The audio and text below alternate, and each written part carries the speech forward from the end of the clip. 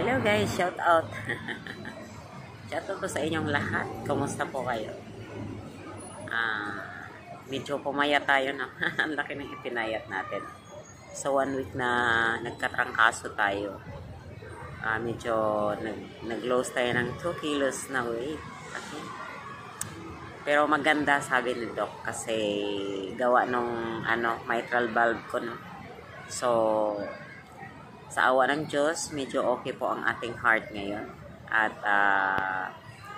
mas maganda nga talaga na magpapayat pagka may problema tayo sa mga puso. Bawal ang mataba, okay?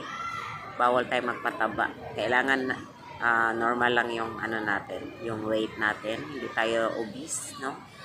So, saka, maintain lang po yung diet, yung kinakain. Which is nagbago ng buka. Yung mga ka-tips. Health tips po natin ngayon. Once na may mga maintenance kayo guys. Yung hypertension, no? Pag may maintenance kayo, tapos yung heartbeat niyo is mataas. Yung sa heartbeat nyo, ihinto nyo muna. Okay? Continuous lang yung sa hypertension. Pero yung sa puso, tigil nyo muna. Okay? Pagka naman bumagal yung pintig ng mga puso natin, kailangan tumalon-talon tayo. Bibilis din yan, okay? 5 seconds na tatalon ka, din yan, lalakas din ang pintig, okay? So, yun po ang health tips natin. Kailangan mag-walking, jogging, okay? Walking, jogging, importante po yun. Kasi, kailangan ma-exercise yung katawan, okay? Diyan ako nagbabasketball, sa back. Diyan ako naglalaro ng basketball minsan. Sa isang araw, 2 beses tayo nag-exercise, no? Kasi kailangan natin yan.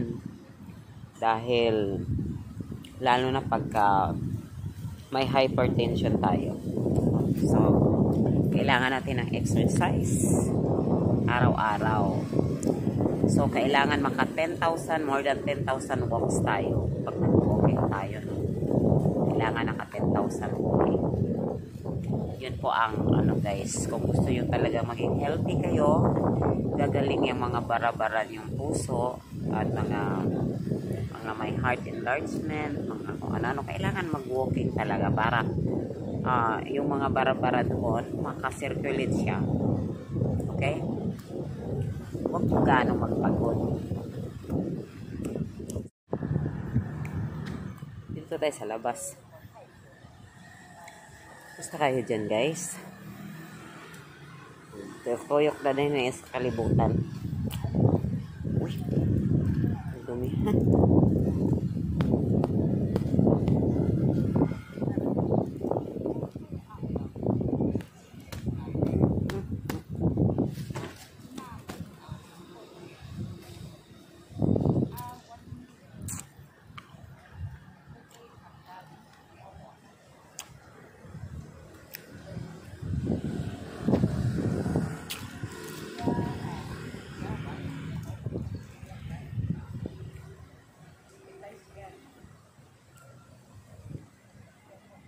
Dito tayo ngayon sa park.